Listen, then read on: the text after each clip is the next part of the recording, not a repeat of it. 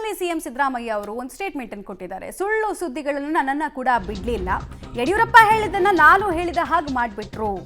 ಇದನ್ನ ಗ್ಯಾರಂಟಿ ಯೋಜನೆಗೆ ಜೋಡಿಸಿದ್ರು. ಸುಳ್ಳು ಸುದ್ದಿಗಳ ಫ್ಯಾಕ್ಟ್ ಚೆಕ್ ಮಾಡಲಿಕ್ಕೆ ಸರ್ಕಾರ ಮುಂದಾಗಿದೆ.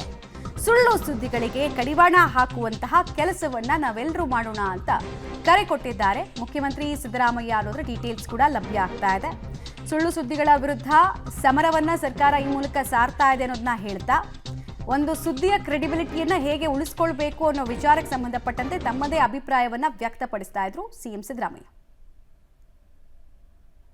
ಇವತ್ತು ಸುಳ್ಳು ಸುದ್ದಿ ಎಷ್ಟು ಅಪಾಯ ಆಗ್ತದೆ ಅಂತಕ್ಕಂಥದ್ದನ್ನ ಹೇಳಲಿಕ್ಕೆ ಬಯಸ್ತೇನೆ. ಒಂದ್ಸರಿ ನಾನು ಅಸೆಂಬ್ಲಿನಲ್ಲಿ ಮಾತಾಡ್ತಾ ಯಡಿಯೂರಪ್ಪನವರು ಹೇಳಿದಂಥ ಕೌನ್ಸಿಲ್ನಲ್ಲಿ ಹೇಳಿದಂಥ ಮಾತುಗಳನ್ನು ಉಲ್ಲೇಖ ಮಾಡಿ, ಅದು ಏನಪ್ಪ ಅಂತಂದ್ರೆ ಯಡಿಯೂರಪ್ಪನವರು ಮುಖ್ಯಮಂತ್ರಿಯಾಗಿದ್ದರು, ಆಗ ನಮ್ಮ ಉಗ್ರಪ್ಪನವರು ಕೌನ್ಸಿಲ್ ಮೆಂಬರ್ ಆಗಿದ್ದರು.